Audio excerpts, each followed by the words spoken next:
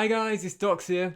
This just to let you guys know that in today's episode there is some strobe lighting that occurs due to a glitch within the gameplay. On the screen right now there will be a time marker that shows you when the strobe lighting occurs, and I'll also remind you about 30 seconds beforehand if you suffer with epilepsy you might want to skip over that part.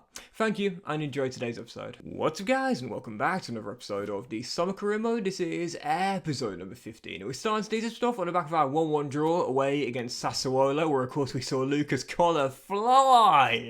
Definitely getting close to setting a new world record for the longest jump ever. That was unbelievable. But of course the draw does mean now our undefeated run stretches back to 6 games and also 5 wins in these past 6 games as well. So right now for Como, really good start to the season in a European place. But as we know, the Serie A, it's one of my favourite leagues to do a career mode in, because I've mentioned this before. From the very first season, there's no real clear outright favourite. Now, of course, last season, as we know, Napoli were the Serie A champions their first time in a long time. But really, it's a league where there's like 6 or 7 teams that in the very first season can be Serie A winners. In the first season of this save, it was Fiorentina. It was an unbelievable first season, which we of course weren't taking part in because we were in the Serie B. But it just goes to show you that the quality of the teams, but also the competitiveness as well, when you've got about 6 or 7 teams that can win the Serie A in the very first season. It's absolutely fantastic. So yeah,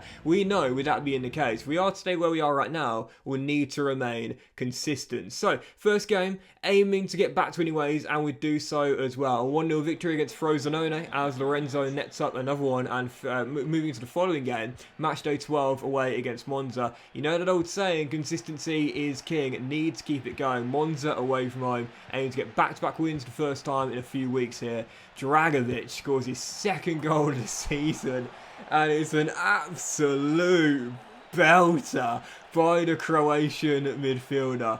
That was naughty. Again, only 18 years old, bringing him in from the free agents pool, released by that Dynamo Zagreb academy, but the successor for Luka Modric, his regen, his 2nd goal of the season already. That is a contender for goal of the year already. What a finish that was from about 25 yards. We go 2 goals up as well. 5 minutes after the restart, Patrick Cutrone, new club captain, doubles our lead, and that was how the game will finish as well. So excellent run here for Como. It's now 8 games in a row without defeat, and now 7 wins in our last 8 games as well. We're now in the top 4 and aiming to pull away from the chasing pack as we approach the winter break. Following game, Lazio at home. Big one here. They'll be going for a top 4 place just like we are, so we need to keep the undefeated run going and try and notch up another win as well. Lazio said, guys, you're still minnows. Yeah, in the first half, I didn't really do much, struggled to get going, and then in the second half, well, this is one of those games where the disparity between the quality of teams kind of shines through here. Yeah, Lazio coming to take us on, and you know, we had a couple of scalps, you know, since this save began. We had that incredible comeback win against Inter Milano last season. You know, we had a couple of good scalps, but yeah, I'm not sure we're quite at the level of being a top 4 team just yet. Lazio kind of showed that right here. I got shown up basically. Shenji Zunda scored the first goal. Lazio then doubled it, and then in the 90th minute, so another goal for the Turkish forward as he bags his brace with 10 seconds of normal time to go and make it free. It was almost like this statement to the camera, as if to say to me, there's the gap. There's the gap between his hands and the teams as well. Yep, Lazio with a 3-0 win and our first big defeat of the season against what will be a rival for a European place. I thought, okay, alright, we're going to struggle against the biggest and the best teams in this area because, you know, we're up to a 4-star team now. We're clearly not at that level, but that does mean if we do want to be a European team, we have to beat these kind of teams. Yep, Spezia away from home, our following game.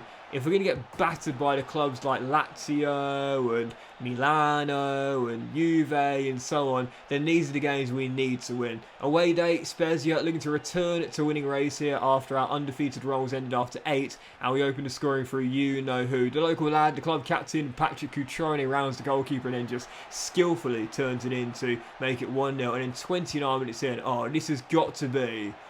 oh...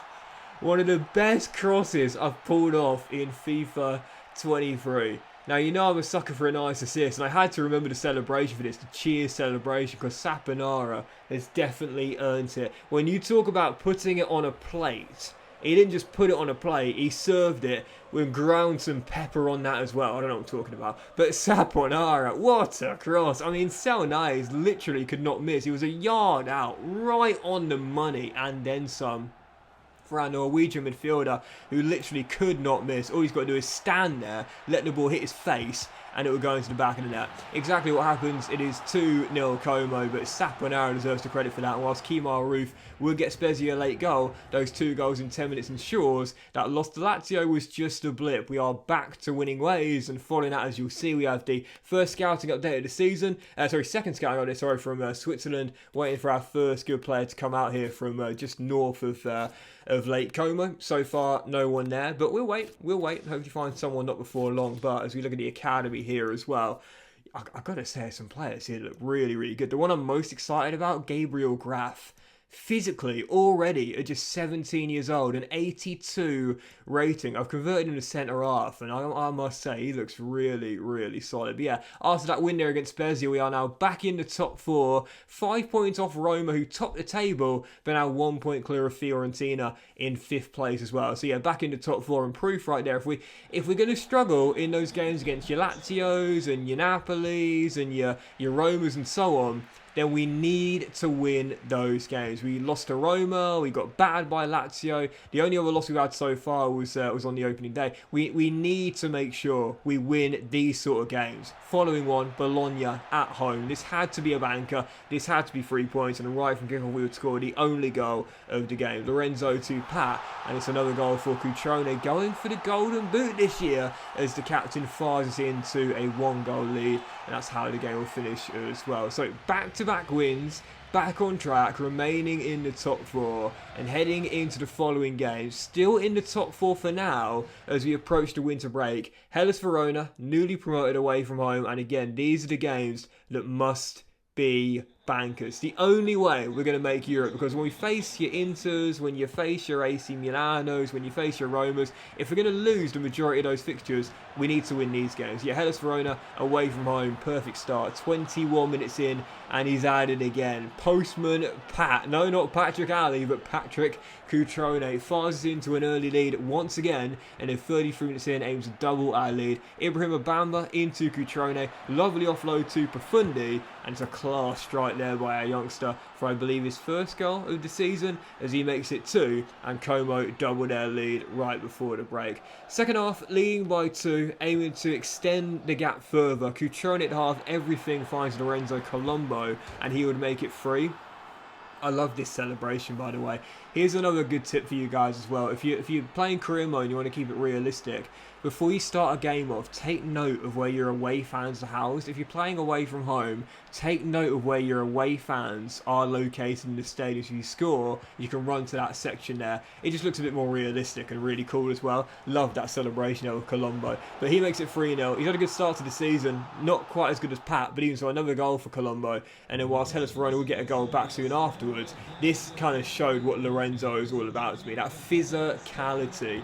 Winning the ball back with a leap, the jump, nods on that header onto himself to run onto, and then goes the length of the half and then drills it in as well. We know when we signed Colombo, that's his best asset, his physicality. It was on full display right there. Final score 4-1, another big win for Como, and we need to keep it going. Got to keep those wins going there against sides we have to make sure we win against. So following game, Cremonese away, and just a reminder to let you guys know there's some strobe lighting about to occur in the next 15 seconds. If you suffer from epilepsy, please pause the video now and skip over this section here and come back for the following game.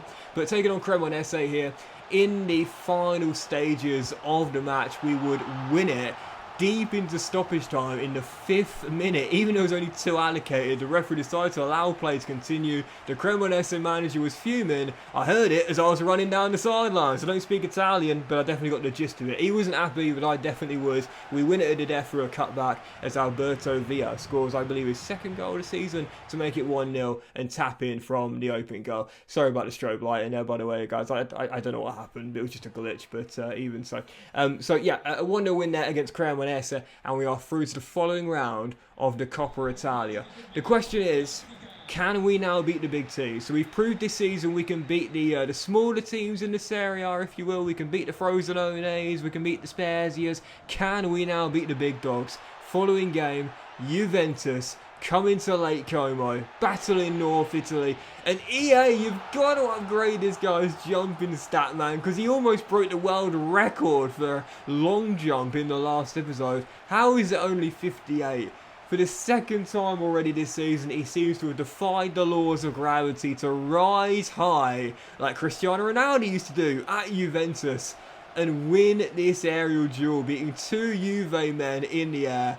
That is absolutely ludicrous. 58 jumping, are you sure? Swap those numbers around and it's a little bit more realistic. But yep, Lucas Colla, surprisingly deceptively athletic when it comes to jumping, heads us into a 1-goal lead, turning in his own rebound. Follow your shots. I love that phrase. Taught that in junior football. Follow your shots. He definitely does. But Juve would get back on level terms 21 minutes after the restart. And Dusan Vlahovic says to Lucas Colla, anything you can do, I can do better. Yep, the Serbian leaps high, heads it over Caprile, makes it 1-1 as the former Fiorentina man levels it with 17 minutes to go. Not settling for a point. Looking for a late winner. Alberto Sherry finds Profundi off to Colombo. And what a debut year Lorenzo is having at Lake Como. Yep, Colombo drills one in to make it 2-1. Our lead restored, and we'd hold on to the big 3 points as well. Yep, massive scout there at home to Juve, because if we are going to be a top 4 team, let alone a European team, we'll have to get some results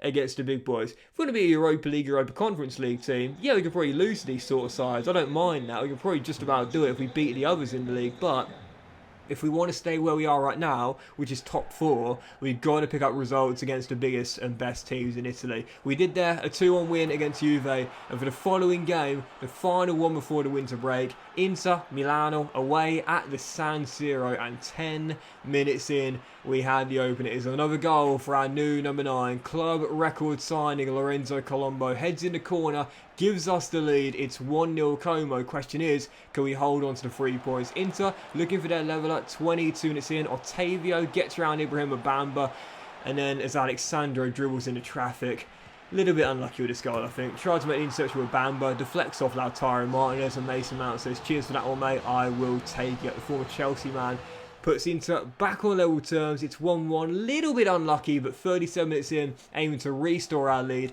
just like we did against Juve. Selnais forced backwards with a wall of blue in front of him, and I thought, well, at the moment, we're doing quite well from crosses, let's keep it going. I couldn't find an opening in Inter's back line, so I just decided to whip one in with Spinazzola, test my luck from the cross once again, and again, it pays off. Yep, ball into the middle from Spinazzola, headed in by Pat. It's 2-1 Como, we're back in front, and in 5 minutes to go, aiming to wrap it up here. This is a bit of chaos here. Coley turning into a right winger. Declan Rice jostles with Colombo, brings him down, and Profundi almost scored the cheekiest goal of the season there. Thankfully for Inter, Onana got fingertips on it and tips it onto the post. Whilst we couldn't get the third goal to wrap the points up, we didn't need to. In the end, we hold on for the win. Back-to-back scalps against Juve, and now away at the San Siro against Inter Milano. Big 2-1 victory against Internazionale, and as you'll see the league table in just a moment's time, 1 game away from the official halfway point, and now entering the winter break as well, as I promote Antonio Costa from our youth squad